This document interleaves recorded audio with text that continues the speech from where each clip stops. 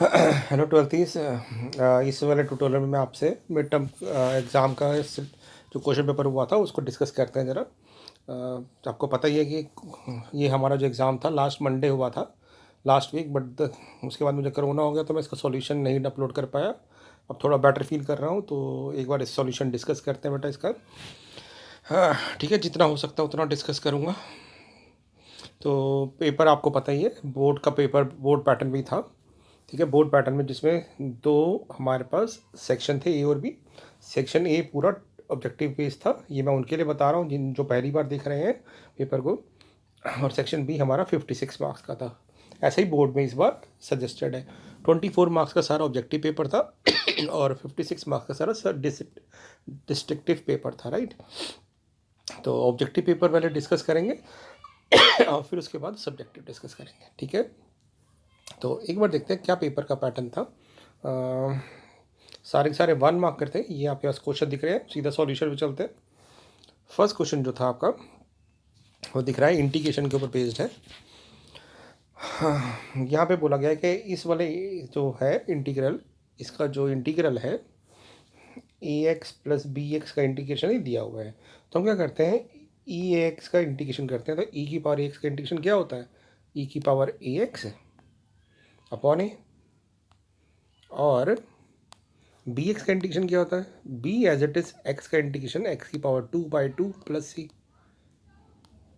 तो हम इसको जब कंपेयर करेंगे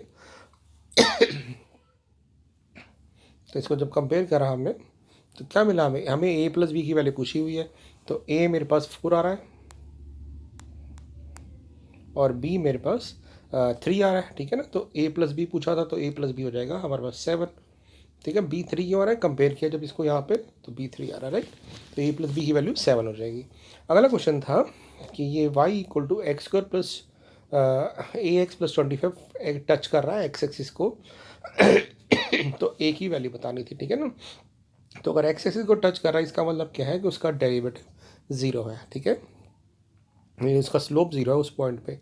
तो हम एक बार देखते हैं कैसे करेंगे इस क्वेश्चन को। वाई जो है हमारे पास वो दिया हुआ है x square plus a x plus 25।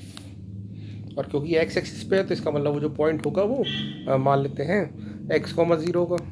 तो इसका डेरिवेटिव लेते हैं। तो इसका डेरिवेटिव क्या आ जाएगा, डी बाई आ जाएगा आपका 2x प्लस ए। अब ये डेरिवेटिव हमारा 0 है, तो डेरिवेटिव 0 है तो इसका मतलब 2x प्लस ए 0 हो जाएगा। तो x की वैल्यू जो हो जाएगी हमारे पास -a/2 हो जाएगी, ठीक है ना। तो x की वैल्यू -a/2 होगी। अब ये जो पॉइंट है ये पॉइंट कर्व को भी सेटिस्फाई करेगा, तो कर्व की इक्वेशन में पुट कर दिया हमने।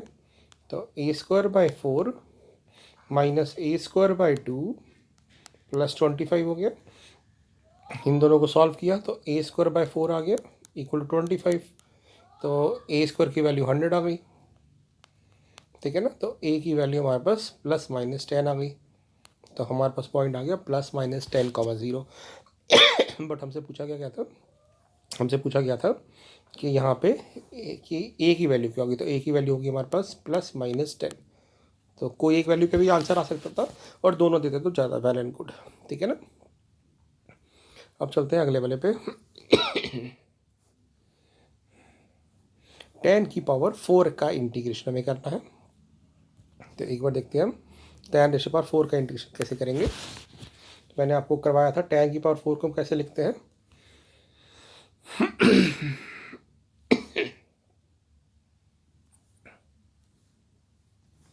tan की पावर 4 को हम लिखते हैं sec² x into sec² x,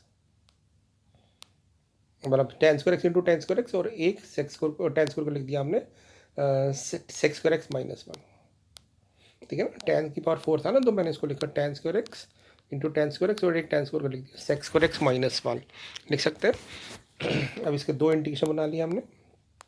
एक बन गया आपके पास tan² x into sec² x और एक बन गया -tan² x, जिसको हम लिख सकते हैं sec² x -1 दोबारा से, ठीक है। यहाँ पे tan x को अगर मैं p पुट करूँ तो ये उसका डेरिवेटिव बन रहा है। तो p² का इंटीग्रेशन हो जाएगा p3/3 यानी tan³ 3। यहाँ पे हो जाएगा sec² का इंटीग्रेशन tan x और प्लस x प्लस सी, ठीक है। तो हमारे पास कोफिशिएंट क्या आ रहे हैं 1/3 -1 और 1। हमसे क्या पूछा गया था, हमसे पूछा गया था, एक बार देखते ज़रा, हमसे पूछा गया है कि tan 4 का जो इंटीग्रेशन आएगा वो आएगा a tan cube x plus b tan x plus c plus d, तो 3a plus 2b plus c पूछा गया था। तो अगर आप देखें तो हमारे पास क्या आंसर आया है, तो हमसे 3a plus 2b plus c पूछा हुआ है, ठीक है ना, 3a 3, तो यहाँ से हमसे पूछा हुआ है, यहाँ पे ये था a tan cube x plus b tan x प्लस सी एक्स प्लस डी। तो जब हम कंपेयर करेंगे तो a हमारे पास आ रहा है 1/3, b आ रहा है -1 और c आ रहा है 1, ठीक है ना, कंपेयर किया हमने ऐसे। तो 3a हो जाएगा हमारे पास 1, 2b हो जाएगा मेरे पास -2 और c तो 1 है ही। तो हमसे पूछा था 3a plus 2b minus plus c, तो जब इसको ऐड करेंगे तो हमारे पास क्या आंसर आएगा 0। तो हमसे पूछा गया था इसकी वैल्यू बताइए।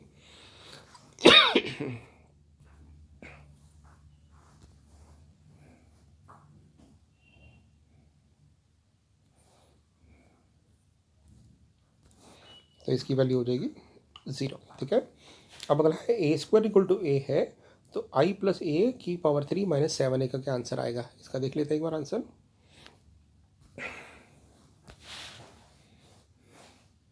a² अगर a है बेटा, तो जब हम इसमें a³ निकालेंगे, इसको a से मल्टीप्लाई करेंगे तो वही a² आ जाएगा और a² a है, तो अगर a² a है तो a³ भी a होगा। अब हमें i प्लस a की पावर 3 चाहिए, है ना, -7 है, तो हम क्या करते हैं, पहले हम i प्लस a का होल स्क्वायर निकाल लेते हैं। i प्लस a का होल स्क्वायर कैसे फाइंड आउट करेंगे, i प्लस a को i प्लस a से मल्टीप्लाई कर देंगे तो आ जाएगा i into I square which is i, A I plus I A which is a plus a square which is again a, यानी आ गया आपके पास 2a प्लस i, ठीक है ना। अब हमें चाहिए इसका होल क्यूब, तो होल क्यूब कैसे निकालेंगे, इसको मल्टीप्लाई करेंगे i प्लस a से, तो यहाँ पे i प्लस a को जब इससे मल्टीप्लाई करोगे बेटा तो i प्लस a, तो ये आ जाएगा I square which is a i, फिर ए आई प्लस 2ai, तो ये बन जाएगा आपके पास 2a प्लस a, और 2a को जब a से मल्टीप्लाई करेंगे तो आ जाएगा आपके पास 2a square which is again 2a। मैं सही कह रहा हूँ, एक बार देखिए क्या हुआ, मैंने क्या बोला, यहाँ पे एक चीज़ मिस हो गई है। यहाँ पे मैं आई प्लस a जब करूँगा तो ये आएगा I square which is I, A I plus I A और प्लस a स्क्वायर, तो ये 3ai बन जाएगा, ठीक है ना। तो 3ia प्लस आई को हम मल्टीप्लाई करेंगे a प्लस आई से, तो पहले i into I square which is आई, फिर उसके बाद 3a इंटू आई 3a, उसके बाद i इंटू ए और फिर 3a square which is 3a, तो ये आ जाएगा आपके पास 7a, और एक -7a ऑलरेडी चल रहा था, तो इसका आंसर आ जाएगा i। तो इस पार्ट का जो आंसर था हमसे पूछा गया था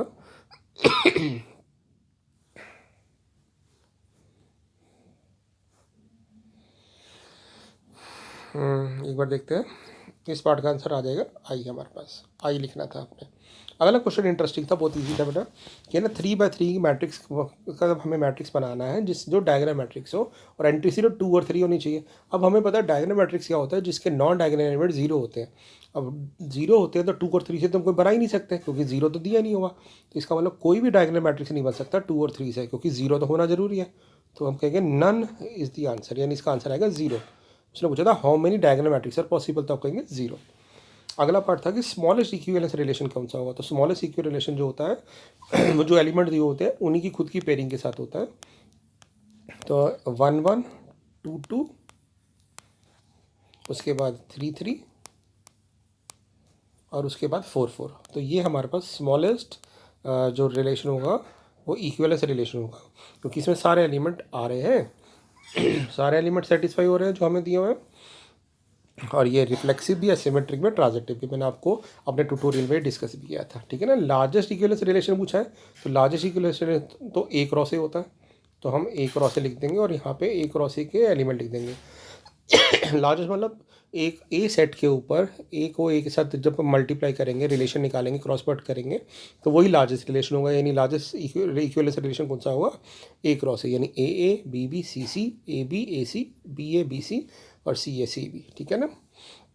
अगला देखते हैं 8th क्वेश्चन कि y दिया हुआ है a 5 की पावर ex, तो इसका जब डेरिवेटिव लेंगे तो इसका डेरिवेटिव आ जाएगा, फर्स्ट डेरिवेटिव आ जाएगा 5a e की power 5x minus 5b e की पावर माइनस 5x, और दोबारा डेरिवेटिव लेंगे तो एक और 5 आ जाएगा, तो 25 कॉमन आ जाएगा, a e की power 5x plus b e की पावर माइनस 5x आ जाएगा, यानी y आ जाएगा, यानी 25y आ गया। तो हमसे पूछा है k y के इक्वल है, तो k क्या होगा? तो k कहेंगे 25 हो जाएगा। ठीक है। 9th क्वेश्चन डायरेक्ट था। 9 पूछा relation in a set is called dash relation, किस टाइप का रिलेशन होगा जिसमें हर एलिमेंट अपने साथ रिलेट करता है? तो कहेंगे रिफ्लेक्सिव। रिफ्लेक्सिव रिलेशन ही ऐसा होता है जिसमें हर एलिमेंट अपने साथ रिलेट करता है। तो ये 1 मार्क का क्वेश्चन दिया था मैंने, जिसका आंसर आना चाहिए था रिफ्लेक्सिव रिलेशन। ठीक है। अब चलते हैं अगले क्वेश्चन पे। 10th क्वेश्चन आपको दिख ही रहा क्या हुआ था। 10th क्वेश्चन के अंदर ये मैंने आपको अभी अपनी ऑनलाइन क्लास में भी बताया था। एक बार इसको जूम कर लेते हैं। हमसे पूछा गया था इसकी लीस्ट वैल्यू बताइए क्या होगी।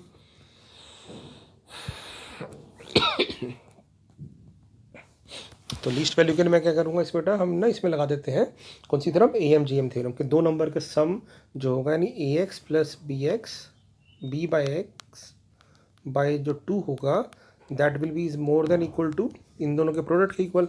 तो जब इन दोनों को मल्टीप्लाई करेंगे तो ये आ जाएगा AB, यानी हमारे पास जो FX है, FX बाई 2 हमेशा 2 रूट AB से बड़ा होगा FX।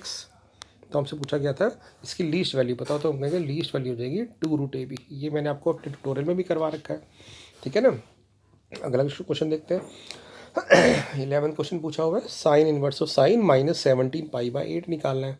ठीक है, एक बार निकालते हैं जरा बेटा, क्या आएगा sign inverse of sine minus 70, तो माइनस ऑफ पहले यहाँ ले आते हैं, और 17 पाई है ना, तो इसको लिख देते हैं 16 पाई प्लस पाई बाई 8, लिख सकते हैं ऐसे। अब साइन इनवर्स में से माइनस तो बाहर आ जाता है, तो ये बन जाएगा माइनस साइन इनवर्स, ये आ जाएगा sine 2 pi plus pi by 8, और sine 2 pi plus theta sine theta होता है, तो ये बन जाएगा साइन ऑफ पाई बाई 8। अब क्योंकि पाई बाई 8 इसकी प्रिंसिपल रेंज में आ रहा है, तो पाई बाई 8 आपका आंसर आ जाएगा। अब हमसे बोला गया है ये भी ये जो है के पाई है, तो के की वैल्यू और 16 के क्या होगा। ठीक है ना, तो हम कहेंगे के पाई की इक्वल है, तो इसका मतलब के की वैल्यू -1/8 होगी, तो 16 के क्या हो जाएगा, इसको 16 से मल्टीप्लाई कर देंगे तो -2 आपका आंसर आएगा। तो हम कह देंगे कि इसका के की वैल्यू जो 16 के की वैल्यू जो होगी वो -2 आ जाएगी। ठीक है। अगला क्वेश्चन इंटरेस्टिंग था। Sine inverse plus tan inverse plus sec inverse की रेंज पूछी है। अब ये जो क्वेश्चन था बेटा, ये ना थोड़ा कंसेप्चुअल क्वेश्चन पर डिपेंड करता है। आपने कभी साइन इनवर्स का जो डोमेन है वो पढ़ा है क्या होता है? साइन इनवर्स का जो डोमेन होता है वो होता है -1 से 1। ठीक है ना। और सेक इनवर्स का डोमेन होता है वो होता है all real numbers accept -1 to 1। यानी हम कहते हैं कि इसका जो डोमेन होता है वो होता है -∞ से -1 यूनियन 1 to ∞। तो जब ये साइन इनवर्स का है और ये सेक इनवर्स का है, या कॉसेक का भी कह सकते हैं, तो हमें तो कॉमन वैल्यू जो देखनी है, क्योंकि कॉमन वैल्यू पुट करेंगे। टैन इनवर्स का तो डोमेन ऑल रियल नंबर होता है, तो जब तीनों में कॉमन वैल्यू ढूंढने की कोशिश की तो हमारे पास आया सिर्फ -1 और 1। यानी इस फंक्शन में हम सिर्फ 2 ही वैल्यू पुट कर सकते हैं, -1 और 1, क्योंकि यही 2 कॉमन वैल्यू है। तो जैसे ही हमने -1 पुट किया तो हमारे पास फंक्शन की वैल्यू क्या आ गई, sine inverse of -1 which is -1/π/2। फिर आ गया tan inverse of -1 which is -π/4, और सेक इनवर्स ऑफ -1 आ गया पाई। ठीक है ना। तो इसको जब हमने सॉल्व किया, पाई में से π/2 किया तो π/2, तो आपका आंसर आ गया π/4।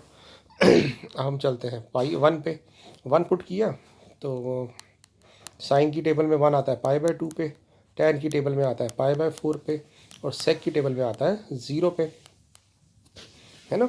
तो ये हमारे पास आ गया 3π/4। तो हमारे पास कौन कौन सी 2 वैल्यू आई, π/4 और 3π/4। तो हमसे पूछा गया था कि इसका रेंज बताओ, तो इसकी रेंज हो जाएगी π/3π/4 और π/4। तो इसकी रेंज ही ऐसे ही लिख देंगे, 2 ही वैल्यू आएंगी, ठीक है।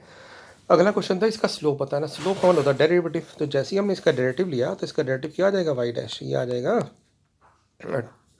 2 इंटू 2 4 साइन 3x, और फिर साइन 3x का आ जाएगा कॉस 3x, और फिर 3x का आ जाएगा इंटू 3। और जैसे ही हमने पाई बाय 6 पुट किया तो ये बन जाएगा साइन पाई बाय 2, ये बन जाएगा cos pi by 2। Cos pi by 2 0 होता है, तो यही हमारा स्लोप आ जाएगा 0, ठीक है।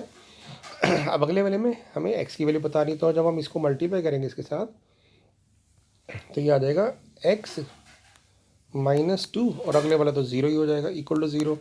तो जब हम कंपेयर करेंगे तो x -2 0 हो गया, तो x की वैल्यू 2 आ गई। 15 क्वेश्चन पूछा हुआ है कि ऐसा कौन सा रिलेशन है, हमें टाइप्स ऑफ रिलेशन बताना था, जिसमें a, बिलोंग्स टू r होने पे और a2, a3 बिलोंग्स टू होने पे a1 और a3 भी आएगा। तो उसको हमें पता है सिंपल डेफिनेशन से, वो होता है ट्रांजिटिव रिलेशन। तो हम कह देंगे ये ट्रांजिटिव रिलेशन है, ठीक है ना। अगला क्वेश्चन 1 मार्क और भी आसान था। यहाँ पूछा गया था sine pi by 3 minus sine और माइनस 1/2। तो जब हम इसको लिखेंगे साइन की टेबल में जो है ये साइन की टेबल में माइनस तो बाहर आ जाएगा, और साइन और हाफ होता है पाई बाय 6 पे। तो हम क्या देंगे, साइन ऑफ 90 आ गया, और साइन ऑफ 90 होता है हमारे पास 1, तो इसका आंसर आ जाएगा 1, ठीक है ना। तो ये थे हमारे 16 1 मार्कर क्वेश्चन, ऐसे ही बोर्ड्स में आने वाले हैं, ठीक है। अब इसके बाद था आपका 17 क्वेश्चन जो था हमारे पास बेटा केस स्टडी के रूप में, ठीक है। केस स्टडी के रूप में क्वेश्चन था, और ये क्वेश्चन मैंने आपको ऑनलाइन क्लास में भी करवाया था। कि यहाँ पे कह रहे हैं कि हमें ना ये जो 2 कर्व हैं y equal to x square और y equal to root x, ये आपस में इंटरसेक्ट कर रहे हैं, तो किस पॉइंट पे करेंगे। तो हमने क्या किया था, इंटरसेक्शन पॉइंट के लिए दोनों को इक्वेट कर दिया, तो x square equal to root x आ गया, स्क्वायरिंग कर दी तो x4 इक्वल टू एक्स हो गया, x कॉमन चला गया तो x की वैल्यू 2 आ गई, 0 और 1। तो x को 0 पुट किया तो y 0 आ गया, यानी 0,0 एक पॉइंट हो गया, और 1 को x को 1 पुट किया है किसी भी क्वेश्चन में तो y भी 1 आ गया, तो 1,1 इंटरसेक्शन पॉइंट हो गया। तो हमारे पास both A and C are the correct answer. हम क्योंकि 2 पॉइंट पे इंटरसेक्ट कर रहे हैं, तो ये रॉकेट जो है, क्योंकि ये कर्व रॉकेट का पाथ फॉलो कर रहे हैं, को दर्शा रहे हैं, तो इसमें कितने पॉइंट पे कोलाइड कर सकता है, तो कहेंगे 2 पे कर सकता है, 2 पॉइंट पे। अब पूछा स्लोप बताना है कर्व C1 का पॉइंट ऑफ इंटरसेक्शन पे, तो हमें दोनों का डेरिवेटिव लेना पड़ेगा, ठीक है ना। तो एक बार डेरिवेटिव लेते हैं, देखते क्या आता है। तो एक कर्व है हमारे पास y equal to x square, और एक है y equal to root x. तो हमने इसका डेरिवेटिव लिया, तो डी बाई डी एक्स आ गया हमारे पास 2x, और यहाँ पे डी बाई डी एक्स लिया तो ये आ गया 1/2 रूट एक्स। तो 0 पे 0,0 पे स्लोप क्या आ जाएगा, 0,0 पे स्लोप आ जाएगा 0 इस कर्व का, क्योंकि x को 0 पुट कर दिया, और 1,1 पे स्लोप आ जाएगा 1, ठीक है ना। और इस वाले का 0,0 पुट करने पे स्लोप आ जाएगा 1/0, यानी नॉट डिफाइन, और यहाँ पे 1,1 पुट करने पे स्लोप आ जाएगा 1/2। अब आपसे क्या पूछा था, आपसे पूछा गया था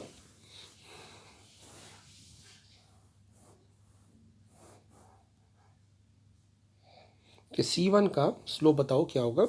C1 के हमारे पास स्लोप आ रहे हैं 0 और 1 है ना, क्योंकि 2x था, तो एक पे 0 आ रहा है और एक पे 2 आ रहा है, ठीक है ना।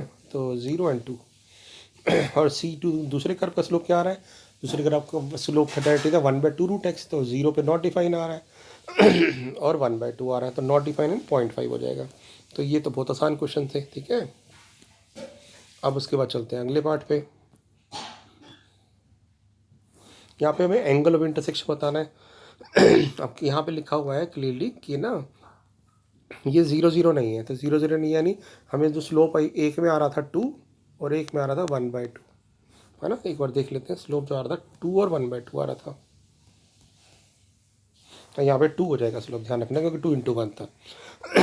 तो अब हमें एंगल ऑफ इंटरसेक्शन चाहिए, तो एंगल ऑफ इंटरसेक्शन क्या होता है, tan inverse of m1 minus m2, यानी 2 minus half upon 1 plus m1 m2, यानी 1 + 1, तो ये बन जाएगा 3/2 अपॉन 2, तो 3/4, तो tan इनवर्स ऑफ 3/4 आपका आंसर आ जाएगा।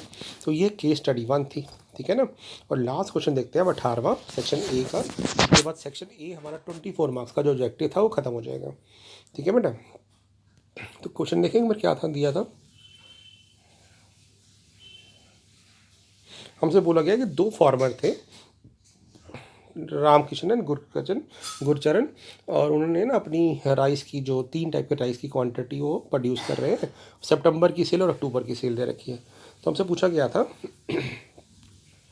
कि कंबाइंड सेल बतानी है। कंबाइंड सेल का मतलब है दोनों का टोटल कितना होगा, अक्टूबर का और सितंबर का, तो हम दोनों को ऐड कर देंगे। तो आपको मैट्रिक्स को ऐड करना आता है, तो ये आ जाएगा 1000 एंड 5000 6000, उसके बाद 2000 एंड 10000 12000, क्योंकि यहाँ 12 नहीं है तो ये ऑप्शन का ही। ठीक है ना। उसके बाद अगला हो जाएगा 3 एंड 6 9, ठीक है, 9 तो सब में ही है। 5 एंड 20 25, तो ये यहाँ पे 7 है तो ये भी नहीं हो सकता। उसके सीधा लास्ट देख लेते हैं, 1 और 10,000 11,000, तो ऑप्शन नंबर डी हमारी करेक्ट थी।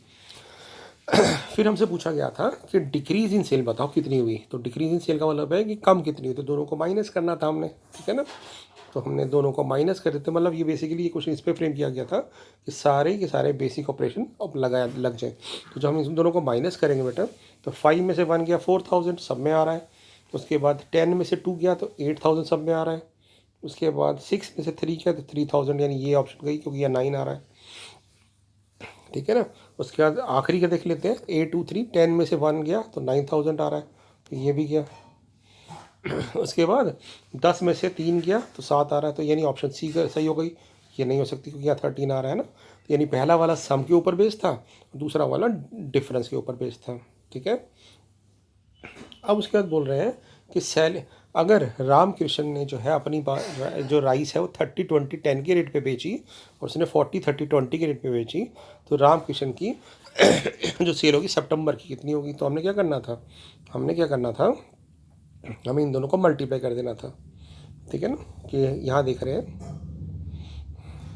रामकृष्ण ने 30 20 और 10 के रेट पे बेची, तो सितंबर की सेल कितनी होगी। तो बेसिकली हमें इसको मल्टीप्लाई कर देना था इससे, है ना। तो जब मल्टीप्लाई करेंगे तो ये आ जाएगा 30,000, देन उसके बाद 20 इंटू 2 40,000 और 10 इंटू 3 30,000, तो ये आ गया आपके पास 1 लाख। तो हमसे पूछा गया कि कितनी सेल होगी, तो 1 लाख यानी सी ऑप्शन करेक्ट हो जाएगी। अगला है कि टोटल सेलिंग गुरचरण की बतानी है सितंबर की, और उसने बेचा है 40 30 और 20 के रेट पे। तो हम 40 30 और 20 के रेट पे इसको मल्टीप्लाई करेंगे। गुरचरण की जो हमने बेची 5 इंटू 10 20 हो जाएगा 2 लाख। ठीक है ना। 3000 को 30 से करेंगे तो 90,000, उसके बाद 1000 को 20 से करेंगे तो 20,000, तो ये बन गया 3,10,000। 3,10,000 कोई ऑप्शन है, ये डी ऑप्शन करेक्ट है। और फिर फिफ्थ क्वेश्चन था कि सितंबर और अक्टूबर की टोटल सेल जो है, find the total selling price received by Ramakrishna. अब रामकृष्ण की सितंबर अक्टूबर का टोटल सेल बतानी है कितनी होगी। तो 1 लाख तो यहाँ से आ चुकी थी, अक्टूबर से हम निकाल लेते, या फिर हम क्या कर सकते थे, जो इनका जो सम आया है इसको मल्टीप्लाई कर देते 30 20 और 10 से, है ना। तो 30 को 60 से मल्टीप्लाई करेंगे तो आ जाएगा 180, 12 को 2 से करेंगे तो 240 2,40,000 और 9 को करेंगे तो 90,000, तो ये आ गया 27 5,10,000। तो 5,10,000 कोई ऑप्शन है हमारे पास, सी ऑप्शन करेक्ट है। तो ये हमारे 1 मार्कर थे। तो इस वाले ट्यूटोरियल में सिर्फ 1 मार्कर डिस्कस करूँगा, बाकी फिर मैं अगले ट्यूटोरियल में डिस्कस करूँगा। ठीक है बेटा, तो ये 1 मार्कर सारे आपको समझ आ गए होंगे। ठीक है, थैंक यू।